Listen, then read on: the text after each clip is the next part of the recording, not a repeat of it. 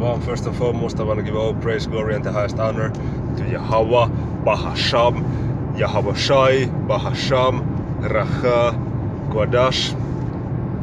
Double honors to the elders and apostles of Great Millstone, and Shalom to all of the hopeful elect worldwide. So, we really gotta stay in the fire, man. As the beautiful brother Kalam from Italy told 1 year ago when I was out there that hey, we gotta stay in the fire, we gotta stay in the troubles, basically. We gotta stay in the struggle. And by troubles I mean these afflictions and these sufferings for the Lord. You know, hey, let me start with Romans 12 verse 1, because our life cannot be too nice and fun. Whatever the situation may be, Apostle Paul said he has learned to be abased and abound. You know, he has learned to do well and to truly go through harsh periods of time in his life, and he learned to adapt in both. But in both of these, we have to stay near Yahweh Bahasham, Yahweh Shai. You know, the scripture says that in their affliction they shall call me early, talking about the Israelites, that when they are being, you know, troubled, then they want to turn to Yahweh Bahasham, Yahweh Shai, but when they are prosperous, they want to forget about Yahweh Bahasham, Yahweh Shai, and we cannot be like that. So, even in some points of life, if things are going so-called better for us, you know, financial wise or something like that, we still gotta hold very near and dear to Yahweh Bahasham, Yahweh Shai, and to understand that do not trust in uncertain riches. You know, do not trust where moth and rust does corrupt, but we still have to hasten the coming of Yahweh Bahasham, Yahweh Shai. You know, we cannot have an attitude that, hey, maybe if there was a couple of extra years more in this kingdom, hey, maybe I could have some nice time now. We cannot have that mindset. Now is not the time to party. You know, now is not the time to you know, stay relaxed and have nice and fun times. Now we have to arise and depart, for this is not our rest. So let's start with the book of Romans chapter 12 verse 1. I beseech you therefore, brethren, by the mercies of Yahweh Bahasham, Yahweh Shai, that ye present your bodies a living sacrifice, holy, acceptable unto the Most High, which is your reasonable service. So, hey, no matter what we do in our life, we firstly have to keep the priority of this truth. There is I mean, you cannot cheat the way you use time. There is a saying that you know, I heard the brother Yawan say it, GMS Yawan, that, you know, how you use your time is determines who you are. So if we only use 5 minutes a day for the truth, you know, praying, meditating upon the scriptures, reading, making videos, and then all the time we use for worldly things, then it's not correct.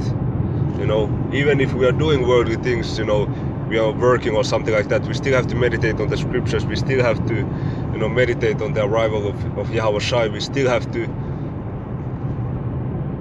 meditate, you know, on the law day and night.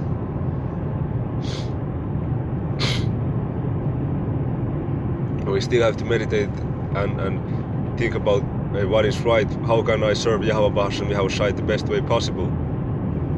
Okay?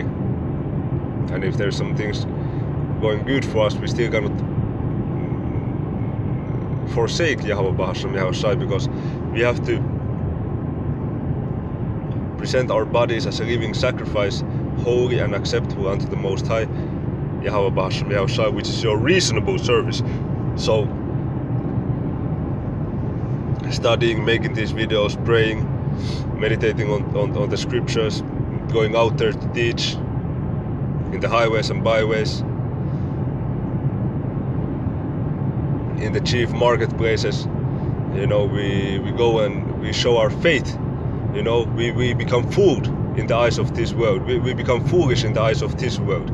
You know, it's 1 Corinthians chapter 1 where it speaks about because there's so many scriptures that just come into mind. The flow. 1 Corinthians chapter 1. Let me check out if I can remember. 27. But the Most High has chosen the foolish things. Let me start from verse 26.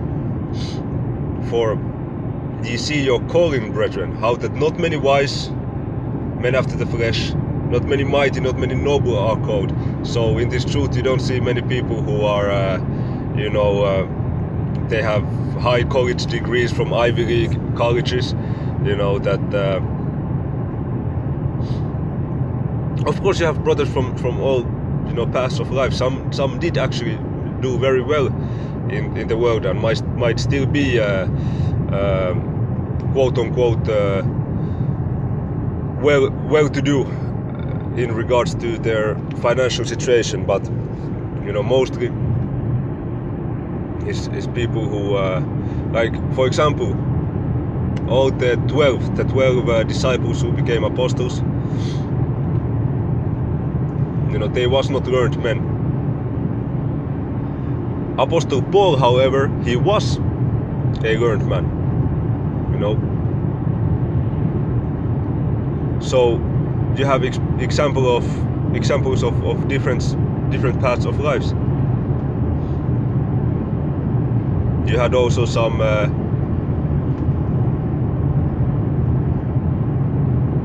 you had from different walks of life who believed.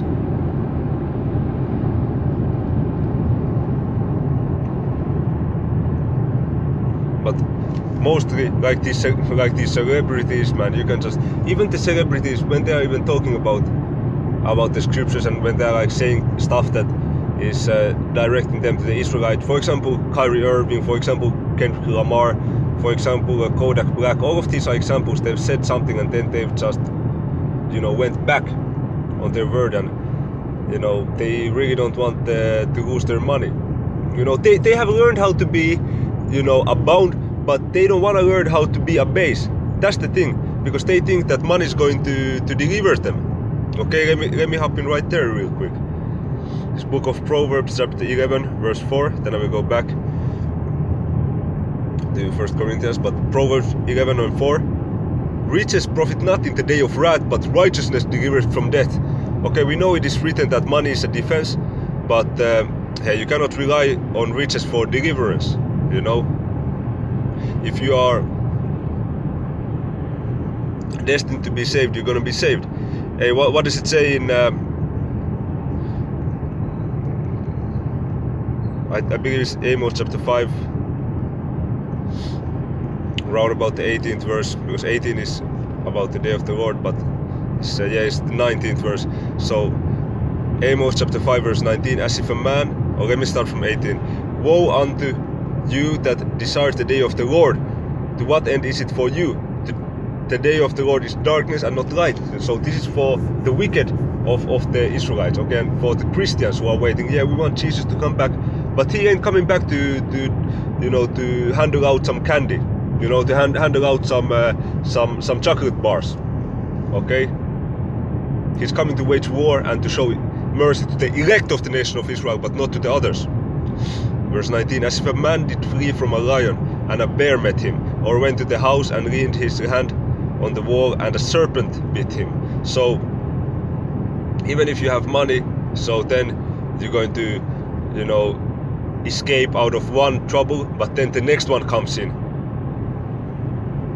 or maybe you're able to pay yourself off from that one, and boom, then the next one comes in. This is to say there is no escape but for those who are righteous enough to be saved in the eyes of Yahweh Bahasham Yahweh Shai. This is the thing. So it's not actually the money which is important. Verse 27, 1 Corinthians chapter 1 verse 27. But the Most High has chosen the foolish things of the world to confound the wise. I know for myself, I didn't study more than you know, complete high school. You know, some brothers, elders and brothers even dropped out of high school. You know, we don't need that shit. You know, in the school is fucking bullshit. Hey, when I was in high school and I was already making, you know, 2 or 3 times the money of the teachers, I was thinking, this is some fucking bullshit. Why the fuck would I study for the next 7 years of my life to be making less money than I was already doing?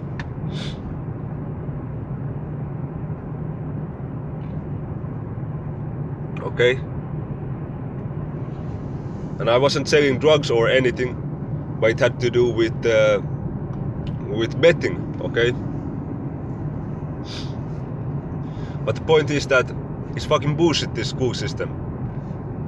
Public school system should be public fool system. That is the real fool.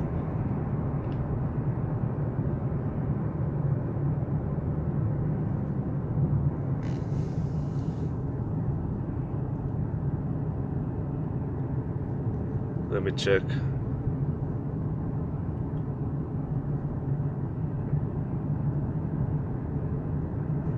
Verse 25.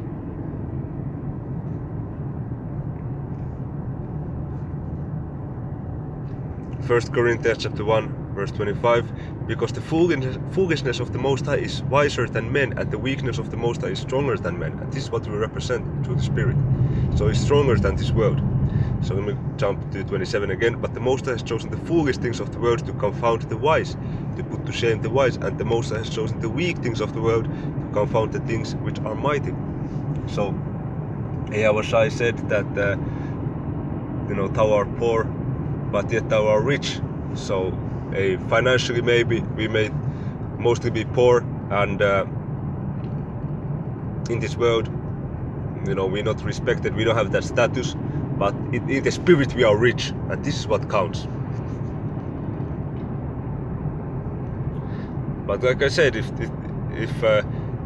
there is a situation, like if there's opportunities for yourself, even in a financial way, to be elevated, you know, to be abound, hey, it's not a must that you have to turn it down. You can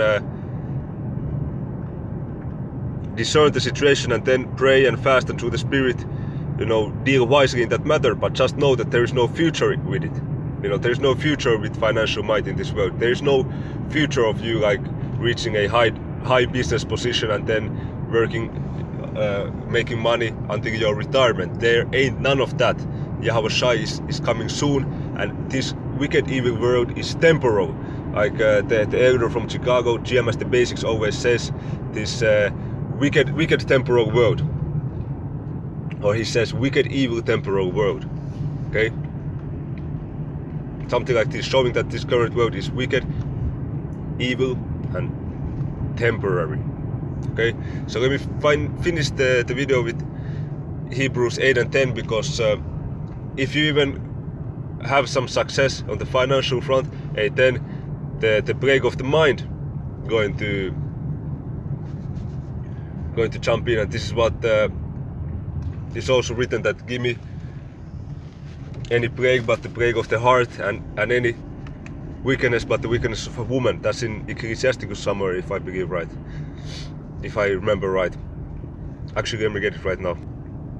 This book of Ecclesiasticus, or Sirach, chapter 25, verse 13. Give me any plague but the plague of the heart, and any wickedness but the wickedness of a woman. So actually, the plague of the heart, the plague of the mind, you know, these demons messing with your thoughts, you know. Yeah, we have to be strong. I just started to watch the movie Knowing yesterday. I'ma see some more of it tonight. And hey, in that movie, hey, that I watched only like the first 5 minutes, and that woman, or that little girl, she was already plagued with some you know, voices in her head. You know, these are the demons, these whispering voices in your head. So this is the plague of the heart. Okay, but she went and did some fucked up shit. I got to the point that, this is in the beginning minutes, I got to the point when she disappeared, and then she was found in a room with blood on her hands. So she didn't have the the covering of Yahweh Hashem Yahweh Shai to resist these demons, because man, fucking daily we are being plagued by these demons, but through the spirit and power of Yahweh Hashem Yahweh Shai we still have our sanity. If it was not for Yahweh Hashem Yahweh Shai, we would be fucking crazy, man. All of the hope left of the nation of Israel. Without Yahweh Hashem Yahweh Shai, we would be crazy, lunatics. You know, we would be mad, totally madmen, because the demons are messing hard, and it's only by the rock, you know, the foundation and the stability of Yahweh Shai that we may be able to stand, you know, and be strong. So, and you know, the scriptures are the comforter. We are comforting our spirits with the scripture, you know, verses like these. You know, I remember coming into this truth, man. This verse, Hebrews 8 and 10, you know, this comforted my soul so much. Let me read it. For this is the covenant that I will make with the house of Yasharala after those days, saith Yahweh Hashem Yahweh Shai. I will put my laws into their mind and write them in their hearts, and I will be to them a power, and they shall be to me a people. Okay? So, what this means is that the laws, statutes and commandments will be programmed into our inner parts, inside our minds, so we will not be able to go off. So we're going to be righteous forever and forever. And this is so soothing and comforting. Okay?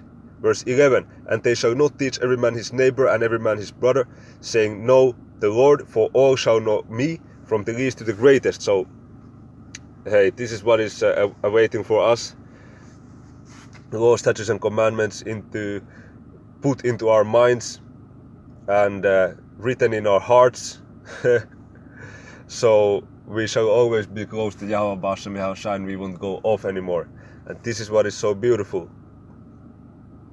That right now there's all of these wicked thoughts, and you know, we go off daily, but in the future we're going to be perfect.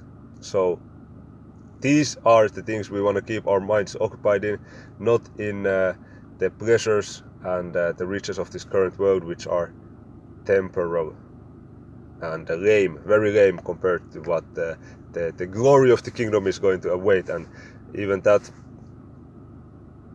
you know, eye has not seen, ear has not heard the things that have been prepared for the righteous. So only through the Spirit we are super excited for the kingdom, but you know, in all actuality, you know, in physical form, how it's going to be, we will have to wait and see and trust that through the faith that let me end the video with Romans chapter 8 verse gotta be the verse 18. Yeah, Romans 8 and 18. For I reckon that the sufferings of this present time are not worthy to be compared with the glory which shall be revealed in us. So nothing that we're going through right now is anything when it's compared to the beautifulness, to the glory, to the might, to the greatness of the kingdom, which is prepared for the righteous of the nation of Israel, and for the all nation of Israel, but starting from the elect. So this is what we want to keep our minds occupied in. Hey, Shalom.